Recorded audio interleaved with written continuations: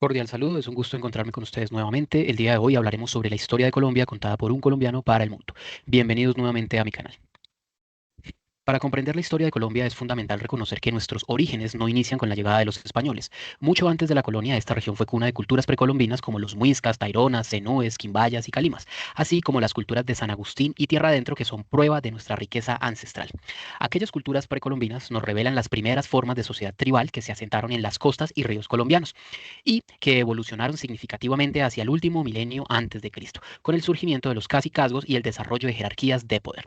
Durante esa época se gestó la etapa de la colonización de las vertientes montañosas, la adopción generalizada del maíz como alimento básico y una ocupación extendida del territorio. Fue también un periodo de importantes avances en nuestro territorio, ya que se crearon asentamientos con cierto nivel de infraestructura, se descubrieron y utilizaron tecnologías de producción, urbanismo y comunicación, y de igual forma se estableció el comercio del trueque y se desarrollaron formas de conocimiento científico, matemático y astronómico. En esta etapa precolombina se destacan los pancenúes, que habitaban las zonas inundables de los ríos Sinú y San Jorge, porque hace ya 2000 años estos pueblos dominaban avanzadas técnicas de drenaje y cultivos estacionales. También se resaltan, aunque ya desaparecidas para los tiempos de la conquista, las culturas de San Agustín y Tierra Adentro con técnicas más refinadas. Paralelamente, en el ámbito político se consolidaron las federaciones de aldea, que hacia el primer milenio de nuestra era desembocaron en dos grandes culturas en proceso de formación de Estado, la muisca en el altiplano cundiboyacense y la tairona en la Sierra Nevada de Santa Marta.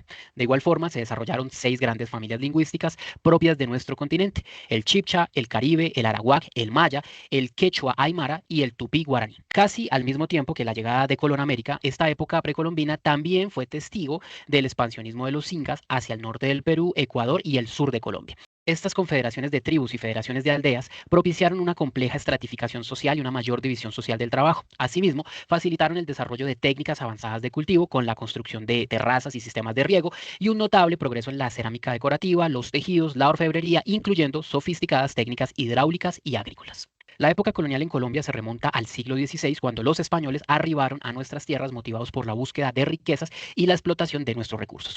Las expediciones lideradas por Alonso de Ojeda y Rodrigo de Bastidas entre 1499 y 1502 marcaron el inicio de la invasión y posterior colonización española. La llegada de los españoles fue un factor poblacional disruptivo, alterando por completo el panorama que se había desarrollado entre los pueblos indígenas en la época precolombina.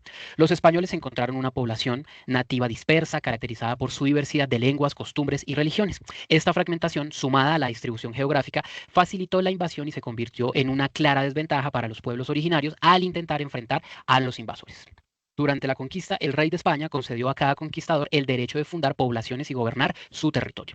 Su misión principal era extraer riquezas, convertir al cristianismo a los indígenas y asegurar un tributo continuo a la corona. Así, a medida que los españoles avanzaban, construyeron diversos asentamientos y reorganizaron el territorio según los intereses de cada grupo conquistador. Las primeras expediciones formales se realizaron en el litoral atlántico en 1499, aunque el proceso de colonización se inició en 1509 con la fundación de las primeras poblaciones en la región de Urabá y el Darién. Sin embargo, estos asentamientos iniciales no prosperaron. Fue Santa Marta, fundada en 1525 por Rodrigo de Bastidas, uno de los primeros establecimientos españoles exitosos en Colombia y en el continente. Poco después, Pedro de Heredia fundó Cartagena de Indias en 1533 y Gonzalo Jiménez de Quesada fundó Santa Fe de Bogotá en 1538, en un acto precedido por el sangriento sometimiento de los muiscas que habitaban la zona, aprovechando la rivalidad existente entre el Zipa de Bacatá y el Saque de Tunga. En 1564, la corona española estableció la Real Audiencia del Nuevo Reino de Granada o de Santa Fe como máxima autoridad en el territorio. Aunque no constituía un virreinato, poseía poderes militares y civiles y un cierto grado de autonomía, siempre bajo la supervisión del Consejo de Indias en España, que tomaba las decisiones más importantes para la colonia. Durante esta época se impuso el sistema de encomienda, que sometía a los indígenas a trabajo forzado y los obligaba a pagar tributos a los españoles, prácticamente un sistema de esclavitud.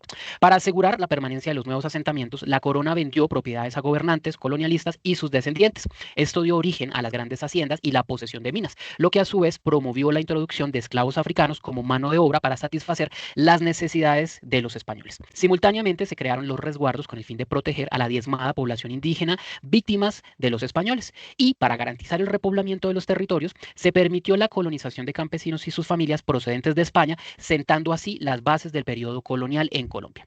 La invasión, la esclavitud y la migración que se vivieron en el territorio colombiano dieron como resultado un alto grado de mestizaje, generando el cruce entre españoles, indígenas y africanos. De igual forma, se consolidó la denominación de criollos para referirse a los hijos de españoles nacidos en el territorio americano. Posteriormente, el rey Quinto creó el virreinato de la Nueva Granada en 1717, designando a Santa Fe de Bogotá como su capital.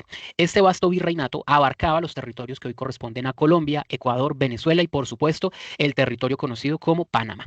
Para su gobierno se organizaron dos audiencias, una en Quito y otra en Bogotá. Al mismo tiempo, el visitador Juan Francisco Gutiérrez de Piñeres reorganizó las rentas y la hacienda pública, incrementando los impuestos y favoreciendo el monopolio comercial de los españoles. Esto provocó levantamientos populares como la Revolución de los Comuneros en 1781, impulsada por figuras como Manuela Beltrán, aunque estas revueltas fueron brutalmente sofocadas por la corona, culminando con el asesinato de sus promotores.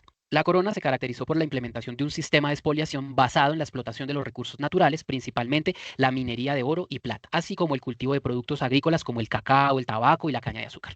Esta época también se distinguió por el establecimiento de un sistema de castas que dividía la sociedad en diferentes estratos sociales basados en la raza y el origen étnico. En resumen, durante la época de la colonia, los indígenas sufrieron la pérdida de sus tierras y la imposición de nuevas costumbres y creencias religiosas. Además, hubo numerosos conflictos, tanto entre los españoles y las comunidades indígenas, como entre los propios españoles por el control de los territorios y los recursos. La invasión española, durante el periodo denominado la conquista, marcó el inicio de la época colonial en Colombia, un periodo de dominio español, explotación de recursos y profundos conflictos sociales y políticos en nuestro territorio. Hasta el siglo XVIII, el territorio que hoy conocemos como Colombia, entonces la Nueva Granada, permanecía bajo el férreo dominio del Imperio Español. Sin embargo, el descontento hacia el gobierno colonial encontró un terreno fértil para germinar. La invasión de España por Napoleón y la subsiguiente abdicación al trono de Carlos IV con el Pacto de Bayona en 1808 desestabilizaron el poder de la península en territorio colombiano. Esta situación, sumada a la difusión de las ideas de la Ilustración y el eco de exitosos movimientos independentistas en otros países como Estados Unidos y Haití, encendieron la chispa del deseo de independencia en la Nueva Granada. Existían ya malestares arraigados y de diversa índole como la persistente exclusión de los criollos de toda participación en el gobierno, el peso excesivo de los impuestos, el monopolio comercial que frustraba a los ingleses, holandeses y franceses y que además agudizaba la recesión. A esto se sumaba el absolutismo español que chocaba con las nuevas ideas liberales del mundo. Todos estos elementos se configuraron como los principales impulsores de la independencia de Colombia. El 20 de julio de 1810 marcó el inicio de la revuelta de los neogranadinos contra los españoles, un paso crucial hacia la independencia de la Nueva Granada, hoy República de Colombia. Este suceso, popularmente conocido como el Florero de Llorente o la Reyerta del 20 de julio, detonó la formación de la primera Junta de Gobierno en Santa Fe de Bogotá y culminó con la firma del acto del Cabildo Extraordinario de Santa Fe de 1810. La narrativa popular sugiere que todo comenzó con un florero, pero hoy sabemos que había mucho más de fondo. Era viernes de julio de 1810, día de mercado, cuando un criollo se acercó a pedir prestado un florero al comerciante español José González Llorente. La intención era adornar un recinto que sería visitado por el comisario real, el quiteño Antonio Villavicencio. La negativa de Llorente a prestar el florero, aparentemente un acto casual, desató un enfrentamiento entre criollos y españoles que en su cúspide terminó con el grito de independencia. En realidad, lo ocurrido el 20 de julio de 1810 no fue un hecho espontáneo, fue un evento cuidadosamente planeado por los neogranadinos para generar una gran rebelión popular. Los criollos tenían poderosas razones para orquestar esta situación. En las juntas realizadas entre 1808 y 1810, a pesar de ser invitados los neogranadinos, su representación fue mínima. Solo 9 americanos entre 36 españoles. Esta desproporción los llevó por primera vez a considerar seriamente la posibilidad de construir un Estado-nación propio. Otros sucesos claves que avivaron el fuego fueron el arresto, el 10 de agosto de 1809, del presidente de la Audiencia de Quito, el conde Ruiz de Castilla, y la sustitución de sus ministros por una Junta Suprema de Gobierno integrada por la élite criolla quiteña. A esto se sumaron los motines de Cartagena el 22 de mayo de 1810 y los del Socorro el 9 de julio de 1810. En síntesis, los acontecimientos del 20 de julio de 1810, promovidos por figuras como José María Carbonell, Francisco José de Caldas, Antonio Nariño y Camilo Torres, lograron que la multitud convergiera en la Plaza Mayor clamando por un cabildo abierto en Santa Fe de Bogotá. Es importante aclarar que para esa fecha ya se habían constituido cabildos en Cartagena, Cali y Monpós, es decir, gobiernos autónomos establecidos bajo la excusa de que se creaban mientras se restauraba el gobierno del legítimo rey de España. Los sucesos del 20 de julio de 1810 forzaron al virrey de la época, Antonio Amari Borbón, a acceder a presidir la Junta Suprema del nuevo Reino de Granada. En este contexto se firmó un acta, popularmente conocida como el Acta de la Independencia, aunque su texto no contiene una declaración explícita de independencia, sino que se limita a relatar los eventos que sucedieron ese día. En agosto de 1810 se produjo el destierro del virrey y en diciembre de 1810 se formó el primer Congreso de las Provincias, que sesionaría hasta febrero de 1811. A partir de 1810, la recién iniciada búsqueda de independencia en la Nueva Granada se hundió en un periodo de profunda inestabilidad y conflicto. Desde 1810 hasta 1816, el territorio fue escenario de una guerra civil que enfrentó a los realistas, defensores de la autoridad de la corona española, contra los republicanos, los cuales estaban divididos en dos bandos, entre los que abogaban por una república federal, liderados por Camilo Torres, y los que defendían una república centralista, liderados por Antonio Nariño. Este periodo, marcado por la rivalidad entre las provincias, las ambiciones regionales y la avaricia general, es tristemente conocido en nuestra historia como la Patria Boba. El término irónico hace referencia a una época de confusión y desunión en la que las luchas internas y la falta de un liderazgo efectivo impidieron consolidar la independencia frente a la inminente reconquista española. Fue un tiempo perdido en la construcción de una nueva y verdadera soberanía para la Nueva Granada debido a la inestabilidad política y los conflictos internos en nuestro país. La inestabilidad política y las disputas internas crearon las condiciones perfectas para la reconquista española, encabezada por el general Pablo Morillo. Morillo logró reimponer la autoridad española en el territorio por un periodo de 3 años. Sin embargo, gracias al esfuerzo de las tropas lideradas por los libertadores Simón Bolívar y Francisco de Paula Santander, los españoles fueron finalmente expulsados del territorio nacional. En este sentido, la campaña libertadora fue una serie de eventos trascendentales para la historia de nuestro país, pero dos momentos claves sellaron el destino de la independencia de nuestra patria. Primero, la batalla del Pantano de Vargas del 25 de julio de 1819 y segundo, la decisiva batalla del Puente de Boyacá el 7 de agosto de 1819. Esta última marcó un punto de inflexión definitivo y selló la independencia de Colombia. El libertador Simón Bolívar, impulsado por su visión de una América unida, dedicó sus esfuerzos a luchar por la libertad de otros territorios del continente que aún permanecían bajo el yugo español. Esto culminó en la creación de una enorme confederación conocida como la Gran Colombia. Con Bolívar como presidente, esta unión incluía lo que hoy es Colombia, Ecuador, Venezuela y, por supuesto, el territorio que Colombia perdería décadas más tarde llamado Panamá. A pesar del inmenso esfuerzo del libertador, la ambición y los desacuerdos políticos, sumados a las profundas diferencias económicas entre las regiones, terminaron por desmoronar este proyecto. La situación llevó a Bolívar a renunciar a la presidencia en 1830 y la Confederación lamentablemente se disolvió en 1831. A partir de ese momento se creó la República de la Nueva Granada, cuyo primer presidente fue Francisco de Paula Santander. La desintegración de la Gran Colombia no detuvo la violencia en el territorio colombiano. Para la década de 1840, el sectarismo y la división política sumieron al país en una intensa violencia asociada a los dos partidos políticos hegemónicos y dominantes en nuestro territorio, los liberales y los conservadores. Ambos partidos, controlados por las élites del país, supieron explotar convenientemente los conflictos históricos entre Simón Bolívar y Francisco de Paula Santander para atraer y movilizar militantes a sus filas. Así, los autodenominados partidarios de Bolívar conformaron el núcleo político del Partido Conservador. Su interés principal era establecer un gobierno centralizado y fuerte sustentado en una alianza inquebrantable con la Iglesia Católica y un sufragio universal limitado, es decir, un derecho al voto restringido a unos pocos privilegiados. Por otro lado, los autodenominados partidarios de Santander formaron el núcleo político del Partido Liberal. Ellos manifestaban su interés en un gobierno descentralizado con énfasis en la educación pública y un sufragio universal ampliado, buscando que el derecho al voto no fuera exclusivo de unos pocos.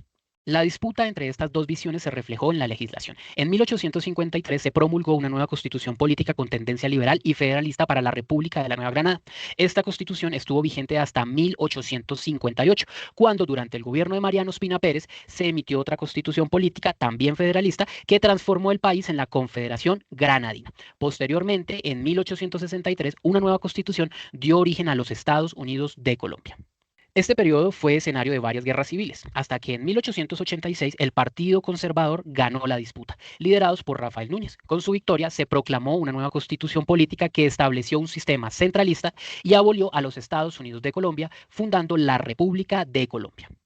La disputa por el poder entre ambos partidos continuó, desatando más guerras civiles, hasta que a finales del siglo XIX se produjo uno de los episodios más trágicos de nuestra historia, la Guerra de los Mil Días, que se extendió entre 1899 y 1902. Este devastador conflicto bélico dejó un saldo de miles de muertos y graves consecuencias para nuestro país. Durante esta guerra, las élites bipartidistas se aprovecharon de las clases campesinas, movilizándolas al conflicto, reclutando niños para la guerra y avivando el odio partidista entre las clases más desfavorecidas. Con esto, agravaron las condiciones sociales del pueblo colombiano, mientras ellos se beneficiaban política y económicamente del conflicto armado. La Guerra de los Mil Días terminó con la victoria del Partido Conservador, lo que les permitió permanecer en el poder por 30 años. Sin embargo, la Gran Depresión de 1929 dividió al partido internamente durante la década de 1930 y lo debilitó a tal punto que no supieron manejar el creciente movimiento obrero en Colombia. Con este escenario, los liberales lograron llevar a la presidencia a Enrique Olaya Herrera en 1930, pero en ese gobierno la violencia bipartidista regresó con fuerza entre los campesinos liberales y conservadores, quienes habían heredado el adoctrinamiento político y el resentimiento inculcado por las élites bipartidistas durante la Guerra de los Mil Días. En esta etapa se intensificó la lucha por la tenencia de la tierra, el acceso al agua y la modernización del campo, generando además un significativo desplazamiento de la mano de obra rural a las ciudades. Posteriormente, los liberales llevaron al poder a Alfonso López Pumarejo, quien se orientó a la implementación de políticas y reformas destinadas a la industrialización, el fortalecimiento agrario y la sustitución de importaciones. Pero, debido a las presiones sociales y a la unión de las bases, tanto conservadoras como liberales, Alfonso López Pumarejo debe abandonar el cargo antes de terminar su mandato. Esta situación sentó las bases para que los conservadores capitalizaran la división interna de los liberales y generaran las condiciones para ganar las siguientes elecciones. La Guerra de los Mil Días no solo dejó profundas cicatrices de violencia en la sociedad colombiana, sino que también debilitó drásticamente la capacidad del Estado para defender su territorio a nivel internacional y modernizar sus Fuerzas Armadas. En ese contexto, Panamá aún formaba parte de Colombia. El gobierno colombiano había negociado y firmado un tratado con Estados Unidos para permitir la construcción del Canal de Panamá. Sin embargo, este acuerdo fue rechazado por el Congreso colombiano al considerarlo excesivamente ventajoso para los intereses de los Estados Unidos de América. Ante la negativa del Congreso, Estados Unidos inició una agresiva campaña para desestabilizar el territorio. Comenzaron a apoyar y a financiar a los movimientos separatistas en Panamá para generar el caos y sacar provecho de las condiciones sociales, económicas y territoriales del Istmo de Panamá. Para lograrlo, revivieron el discurso separatista que ya había tenido un fuerte antecedente en 1840 durante la Guerra de los Supremos y prometieron a los panameños un falso control sobre el territorio que en la práctica nunca se concretaría, dejándolos bajo el dominio estadounidense. De esta manera, el 3 de noviembre de 1903, Panamá declaró su independencia de Colombia. Esta separación fue directamente respaldada por el poder militar de los Estados Unidos, que realizó una invasión de nuestro territorio con la Marina estadounidense, bloqueando el paso de las tropas colombianas que se dirigían al Istmo de Panamá con la intención de recuperarlo. Apenas 5 días después de la declaración de independencia de Panamá, se firmó un tratado con los Estados Unidos otorgando a este último el control total de una franja de 10 millas en el Istmo de Panamá para la construcción y operación del canal. A cambio, Panamá recibiría una compensación económica. Sin embargo, este tratado fue fuertemente criticado por haber sido negociado sin la presencia de representantes panameños legítimos en Washington, lo que desde el inicio advertía la verdadera imposición de los intereses estadounidenses sobre el territorio denominado Panamá. Con el paso del tiempo, los panameños han intentado recuperar de forma real el control del canal. Sin embargo, los intereses de los Estados Unidos han impedido su recuperación. Incluso se han registrado amenazas directas a los panameños, indicándoles que el canal es un activo nacional vital para los intereses geopolíticos de los Estados Unidos y que por lo tanto lo reclamarán como su propiedad si no ceden a todas las demandas estadounidenses en el territorio. La década de 1940 en Colombia marcó el resurgimiento de la violencia política. Los conservadores avivaron la guerra bipartidista con el objetivo de consolidarse nuevamente en el poder, desatando una guerra civil a gran escala que por su crueldad superó a los conflictos anteriores. Esta etapa es conocida como la violencia y se extendió desde 1948 hasta 1958. El detonante principal de esta espiral de violencia fue el asesinato de Jorge Eliezer Gaitán el 9 de abril de 1948 en Bogotá. Gaitán, un caudillo político asociado al Partido Liberal, era el candidato con mayores probabilidades de ganar las elecciones de 1950. Su asesinato desató la mayor revuelta urbana espontánea de nuestra historia, conocida como el Bogotazo. Este evento marcó para siempre a la ciudad y al país, generando levantamientos populares a lo largo y ancho de todo Colombia. En Bogotá se produjeron saqueos masivos, miles de asesinatos, masacres y varias edificaciones del centro de la ciudad quedaron reducidas a cenizas. La gravedad de los hechos, sumado a los niveles de violencia, obligaron al gobierno nacional a decretar el estado de sitio para poder hacer frente a los acontecimientos del Bogotazo.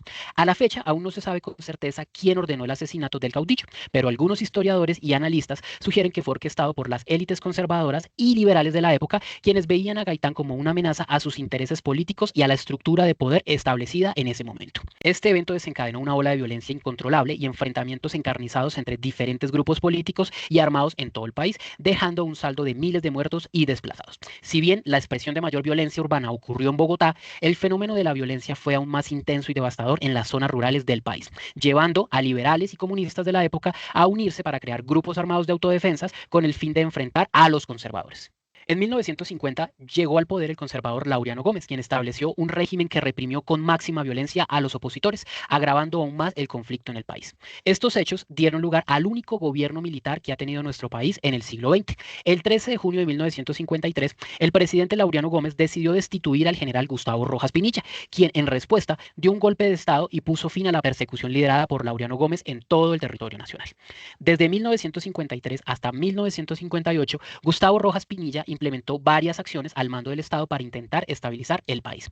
Entre ellas destacan un indulto para los presos políticos y para todos aquellos que seguían combatiendo, lo que contribuyó a reducir el número de muertos a causa de la violencia bipartidista en todo el territorio. Infortunadamente, este impacto fue solamente temporal, ya que los intereses políticos y la presión de los dos partidos políticos hegemónicos impidieron que se adelantaran reformas estructurales que pudieran romper el monopolio bipartidista y combatir las profundas desigualdades sociales en Colombia. Así, los enfrentamientos bipartidistas comenzaron nuevamente en todo el país y gran parte del territorio colombiano quedó aislado y sin un gobierno efectivo.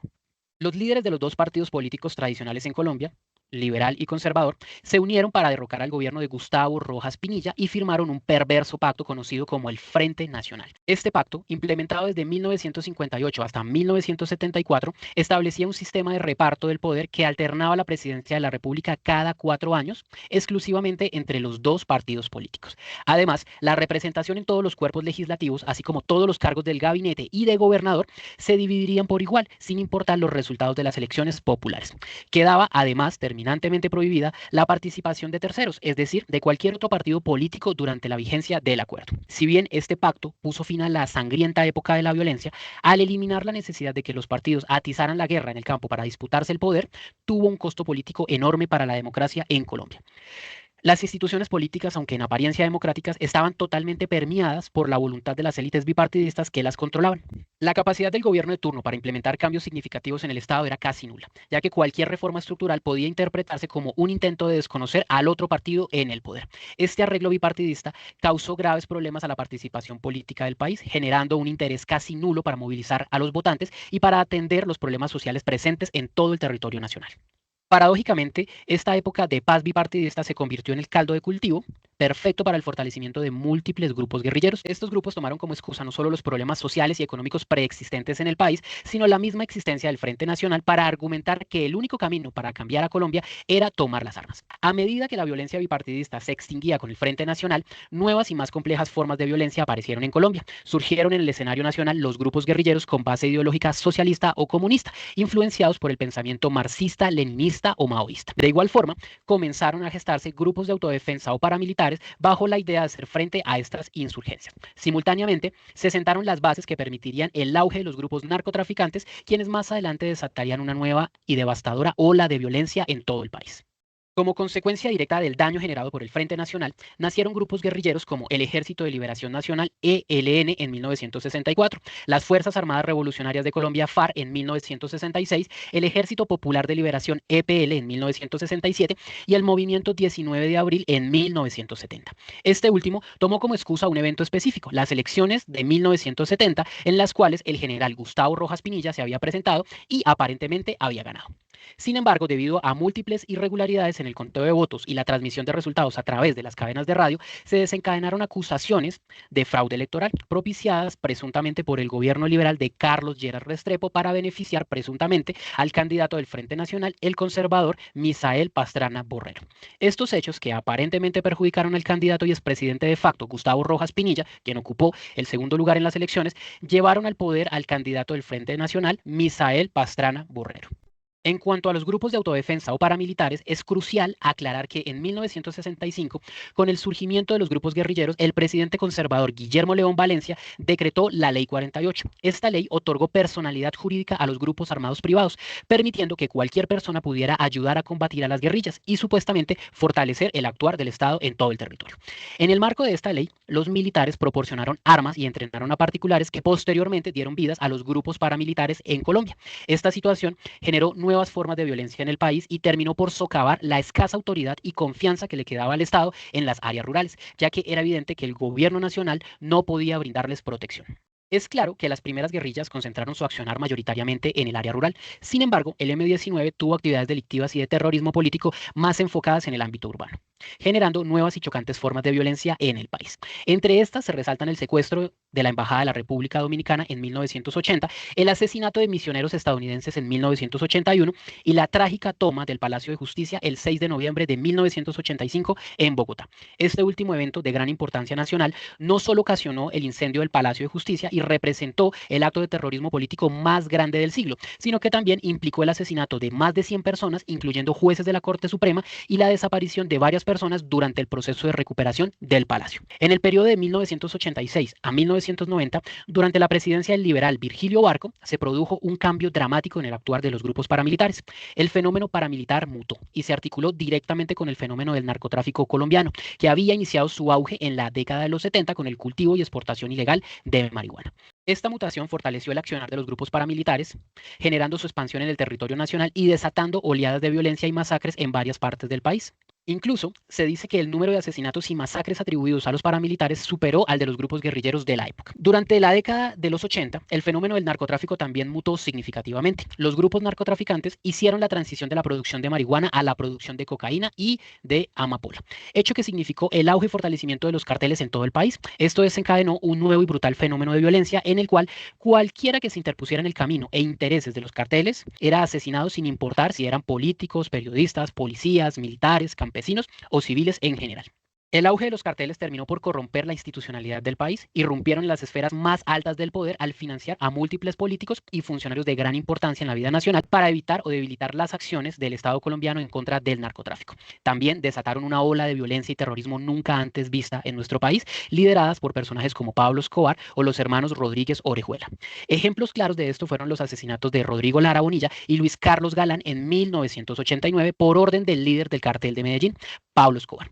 El primer asesinato fue en venganza por denunciar públicamente sus actividades ilícitas cuando Escobar era representante a la Cámara del Partido Liberal. Y el segundo en venganza por denunciar que el narcotraficante estaba usando su poder económico para labrarse un camino político que lo llevaría a convertirse en presidente de Colombia.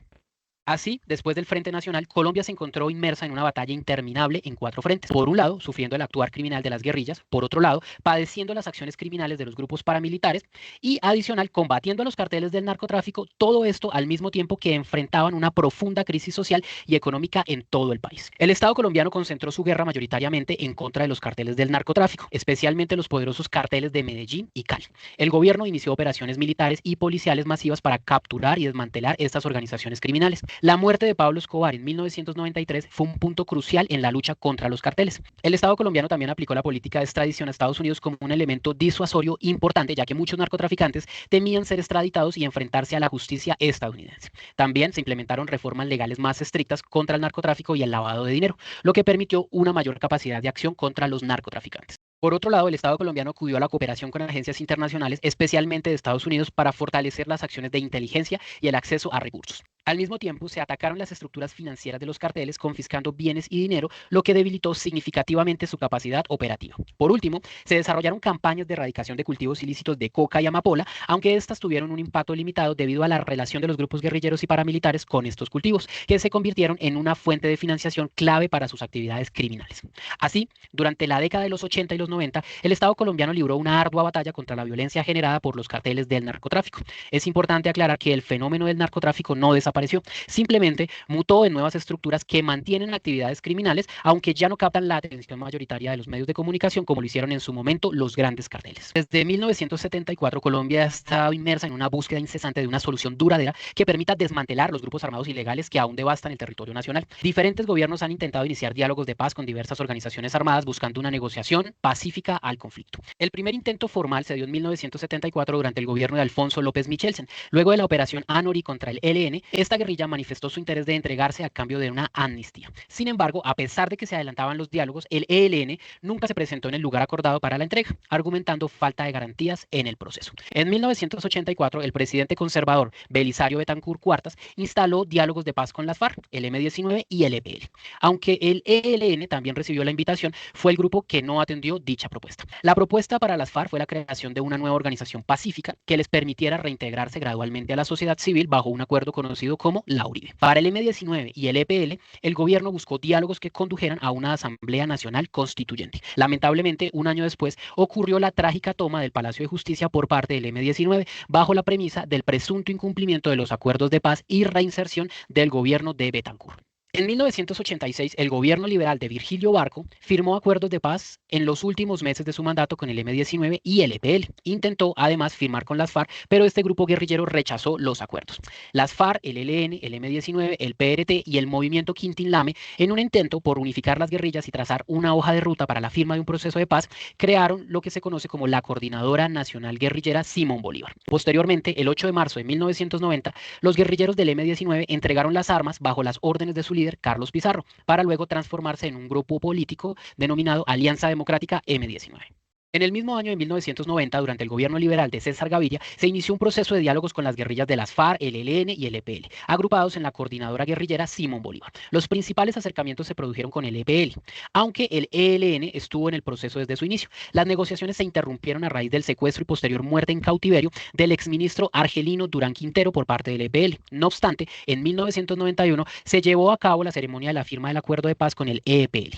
En 1991 también se promulgó la nueva Constitución Política de Colombia, que reemplazó la Constitución de 1886 que había establecido las bases de la República de Colombia. En este proceso constituyente se vincularon a diferentes actores políticos de la vida nacional, incluyendo a los líderes exguerrilleros que se habían desmovilizado.